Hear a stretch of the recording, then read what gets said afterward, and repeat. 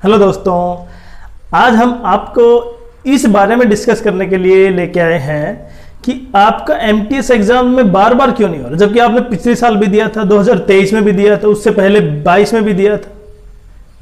क्यों? इसका सबसे बड़ा कारण क्या हो सकता है कि आपका एमटीएस एग्जाम में पेपर क्वालिफाई नहीं होता। हर बार 10 नंबर, कभी 5 नंबर, कभी 15 नंबर से आप पीछे रह जाते हैं। तो इसका सबसे बड़ा कारण हम इस वीडियो में देखेंगे और आप किस तरह इस एग्जाम में अब की बार पास कर सकते हैं वो भी देखेंगे। लेकिन सबसे पहले आप चैनल को सब्सक्राइब कीजिए, वीडियो को लाइक कीजिए, जिससे कि और बच्चों तक ये महत्वपूर्ण जानकारी पहुंच सके। अब देखते हैं इसका सबसे बड़ा कारण क्या है। क्योंकि आप जिस एग्जाम में बैठ रहे हैं उसमें क्या है, उसमें पूरे इंडिया के बहुत ज्यादा कैंडिडेट बैठे हुए हैं और आपका मार्क्स इतने होने चाहिए जैसे कि उस लाइन से आगे रहे। तो आप उस मार्क्स को कैसे प्राप्त करें? तो सबसे पहले किसी भी एग्जाम को पास करने के लिए, मैंने फिर से कहा है कि किसी भी एग्जाम को पास करने के लिए आपको उसके सिलेबस को रटा होना चाहिए। उसका सिलेबस आपको बिल्कुल रटा होना चाहिए, पता होना चाहिए कि इस पेपर के सिलेबस में क्या क्या है। अगर आपको सिलेबस थोड़ा सा भी पता है एमटीएस का, तो ये सीजीएल के एग्जाम से 1/4 पार्ट है। 1/4 का मतलब आप सीजीएल में जितने, क्योंकि आप सीजीएल के एग्जाम में बैठे हैं और उसमें भी पास नहीं हो रहे, अब आप किस में आ गए? एमटीएस में भी, और उसमें भी यही दिक्कत आ रही है। क्यों? क्योंकि आपने सीजीएल का एग्जाम पढ़ा और सीजीएल का जो सिलेबस है वो बहुत वास्ट है, बहुत बड़ा है। आपने उस सिलेबस को ध्यान में रखते हुए एमटीएस की तैयारी की, लेकिन एमटीएस के सिलेबस के अनुसार जो पढ़ता है उसका नंबर क्या हो जाता है, वहां पे श्योर हो जाता है। अब देखें, आप एक सिंपल सी चीज देखें, आपको कम्यूटेटिव प्रॉपर्टी पता है? बिल्कुल नहीं पता, क्योंकि ये दे भी रखा है सिलेबस में कि बिल्कुल नेचुरल नंबर, ये होल नंबर और फ्रैक्शन होगा, प्रॉपर्टीज होंगी सिलेबस में। लेकिन आपने सीजीएल की तैयारी की है, आपको उसके बारे में बिल्कुल डिस्कस नहीं है, बिल्कुल पता नहीं है, इसलिए क्या होगा, आपका एग्जाम पास नहीं होगा। तो सबसे पहले आपको सिलेबस को बहुत ही अच्छे ढंग से याद होना चाहिए। अब दूसरा कारण क्या है कि कुछ बच्चे जो सीजीएल में एग्जाम में रह जाते हैं, वो कहीं ना कहीं किसी ना किसी तरीके से, क्योंकि उनका मैथ्स थोड़ा सा ठीक होता है और इंग्लिश ठीक होती है, इस वजह से वो बाकी बच्चे जो एवरेज बच्चे हैं, जो एमटीएस के लिए ही बने हुए हैं, उनका मार्क्स कम होने का कारण, क्योंकि वो जो बच्चे सीजीएल से जो आए हैं वो मेरिट को क्या कर देते हैं, ऊपर कर देते हैं और उनका नंबर आ जाता है। अब फिर वही बच्चे बार बार सीजीएल का देते हैं, लेकिन उनका सीजीएल नहीं होता नहीं है। क्यों? क्योंकि उनको सीजीएल के वो इतने मैथ और इंग्लिश या बाकी जो भी सब्जेक्ट है इतने लायक से, इतने अच्छे से नहीं पढ़े, उन्हें तैयारी नहीं की। लेकिन आपके नंबर काटने के लिए वो तैयारी बहुत है। तो इसलिए आज हम केवल ये समझते हैं कि एमटीएस में सिलेक्शन कैसे लेंगे, और सब्जेक्ट में केवल सिलेबस के अनुसार हम पढ़ेंगे और हम 5 दिन के अंदर उस सिलेबस को कंप्लीट कर सकते हैं और जहां से ये क्वेश्चन आएंगे। तो सबसे पहले हम पिछले साल का एग्जाम क्वेश्चन सोल्व करते हैं 2023 का, कि उसमें किस तरह के क्वेश्चन आए थे और हमें किस तरह के क्वेश्चन सोल्व उसी तरह के, और एक क्वेश्चन से हम 10 क्वेश्चन और बनाएंगे यहीं पे, जिससे कि आपको और क्वेश्चन करने की बजाय उसी क्वेश्चन पे टिक के बाकी क्वेश्चन समझ में आए। तो देखते हैं पहला टाइप का क्वेश्चन क्या है। कितने समय में दोनों बराबर डिस्टेंस यूज करेंगे, कितने स्टेप में? तो हमें क्या करना है, यहां पे हम इन दोनों का एलसीएम निकाल देंगे। एलसीएम किस किस का? 77 का और 88 का एलसीएम निकाल दो। आप क्या हो जाएगा, 11 से करते हैं हम डायरेक्ट, 7 और 8, तो ये हो जाएंगे 7, 8 और 11, 616। ये होगा आंसर 1 सेकेंड का। अब एलसीएम का ही क्वेश्चन है, तो देखो एक रूल ये भी याद करते हैं, एलसीएम मल्टीप्लाई एचसीएफ किसके बराबर है? पहली संख्या मल्टीप्लाई दूसरी संख्या। याद रखना है आपको, पहला रूल। दूसरा, अगर 2 संख्याएं दे रखी हैं, जैसे मानो मैंने दे दिया 20 और 12, और उनका एचसीएफ, कोई 2 संख्या बताओ जिनका एचसीएफ कितना दे रखा है? 20। तो अगर वो ऑप्शन के अनुसार है, मानो वो 2 संख्याएं 2, 10, ये 2 नहीं भाई, इसको लिख देता हूं मैं 20 और 100, और ये होगी 120, 140 और ऐसे ऐसे। तो आप क्या करेंगे, इस एलसीएम से इन दोनों को डिवाइड करके देखो, ये क्या हो जाएगा, डिवाइड कर देगा। अगर डिवाइड कर देगा तो वही हमारा क्या होगा, HCF वो संख्याएं हो सकती हैं। तीसरा टाइप का क्वेश्चन कि दो संख्याएं हैं जिनका HCF दे रखा है 5 और उनका रेशियो कितना है 2:5, तो वो संख्याएं क्या हो सकती हैं, आप इससे मल्टीप्लाई कर दो 10 और 25। अब ये दो संख्याएं आ गई, आप इसका क्या निकाल सकते हैं, LCM। तो देखो हमने एक क्वेश्चन से कई क्वेश्चन निकाल दिए। और अगर वो सर्कुलर पाथ पे चक्कर लगा रहे हैं, मानो इसी टाइप का LCM HCF से, जब LCM या HCF निकालना हो किसका, फ्रैक्शन का, तो क्या करेंगे आप, ऊपर का HCF और नीचे का क्या निकालना है, LCM। याद रहेगा, ऊपर का HCF नीचे का LCM। और अगर LCM निकालना हो मुझे, मानो इसका निकालना है और 632, तो सबसे पहले क्या करेंगे, सबसे पहले इनकी पावर जो डेसिमल के बाद है इक्वल कर लो, इक्वल कर लिया। अब हमें क्या निकालना है, इसको डेसिमल हटा सकते हैं, सबके डेसिमल हटा दिए मैंने। अब क्या निकालना है, ऊपर का LCM नीचे का HCF। याद रहेगा आपको। अब हम वापस क्वेश्चन पे आते हैं, सर्कुलर। जो सर्कुलर पे था, तीन दोस्त हैं, जैसे मानो 3 फ्रेंड हैं। अगर एक की स्पीड 3 मीटर, दूसरे की 4 और तीसरे की 5 हो, तो तीनों एक ही स्टार्ट पॉइंट से चलना स्टार्ट करें, तो हमें क्या निकालना होगा, इसका LCM।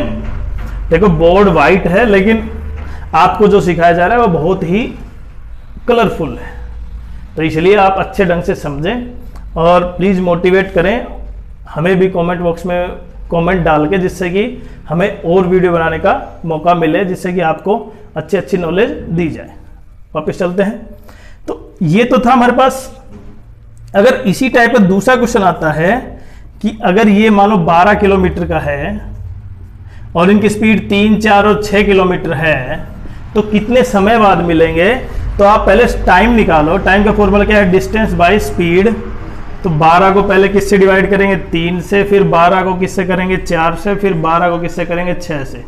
तो देखो कितना कितना आ गया, तो 4, 3 और 2। अब इसका क्या निकाल लेंगे हम, LCM। इतने घंटे बाद, अगर ये किलोमीटर में है स्पीड और ये टोटल डिस्टेंस किलोमीटर में है ना, तो आप घंटे आ गए, तो इसका LCM निकालो, आप आंसर निकाल सकते हैं कितने समय बाद मिलेंगे।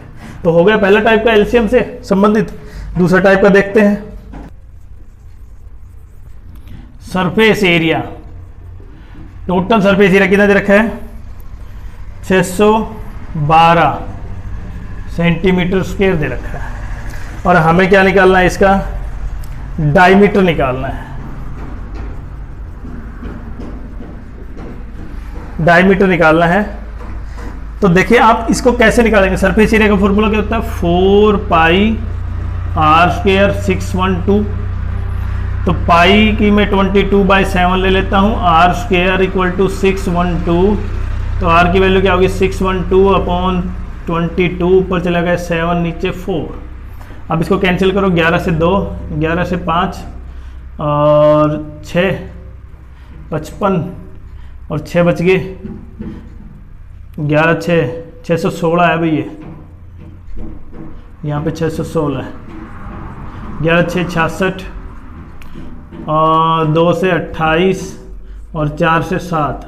तो r² कितना होगा भाई, 49। r की वैल्यू कितनी होगी, 7। r तो 2 से मल्टीप्लाई कर देंगे। डायमीटर कितना हो गया, 14।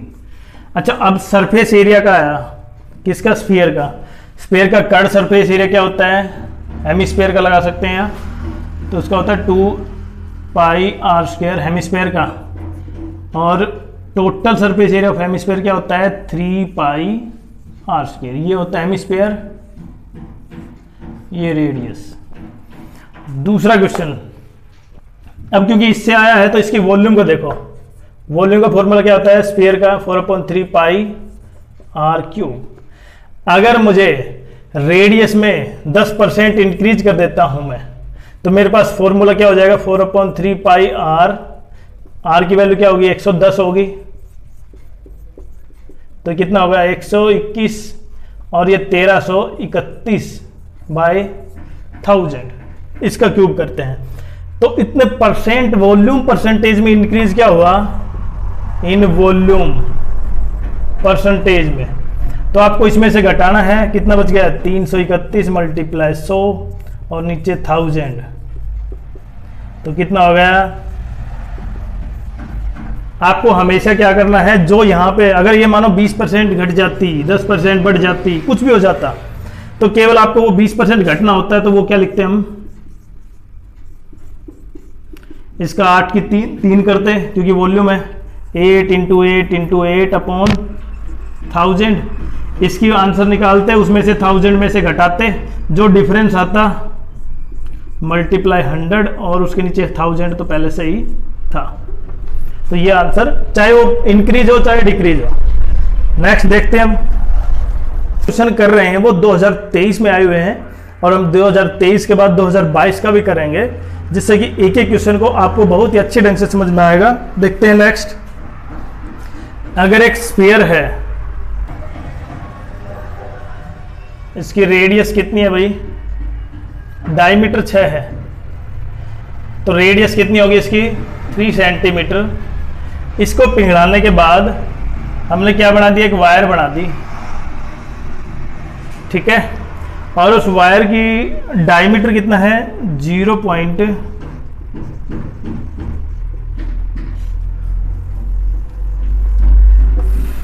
यहीं पे लिख देता हूं, डायमीटर ऑफ वायर 0.4 सेंटीमीटर। तो रेडियस कितनी होगी भाई 0.2 सेंटीमीटर।